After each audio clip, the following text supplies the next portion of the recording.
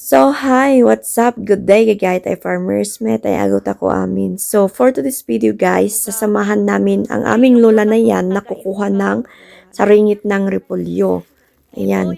At yan naman yung kapatid kong nagfi-feeling maganda. Char!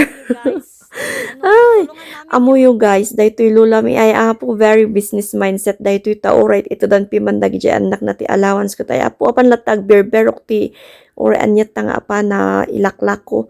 Anyway guys, daytoy ala anak ito na ejay daddo mga relatives na ejay ifugaw kun ila ko na jay duma. Hai, karamay lula. Diba? Ita. Oh. Ita ni lula. Oh, day tama nun dyan. Antini nga kapintasan dyan. Ita ni Tupaya. Uncle Usman. Ito yung tinatawag naming born again. Ito yung saringit ng repolyo. Yan. At ito naman yung repolyo. Maliit pala ito guys kasi ito yung mga napag-iwan nung na-harvest. Dito nang gagaling yung mga saringit na ganyan. Ayan.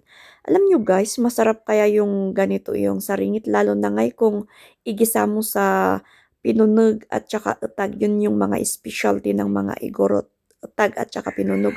Pag iginisa mo yan, ay shush, grabe ang syrup. Ayan, di ko makuha yan kanina kaya ayan na, ginabot ko na.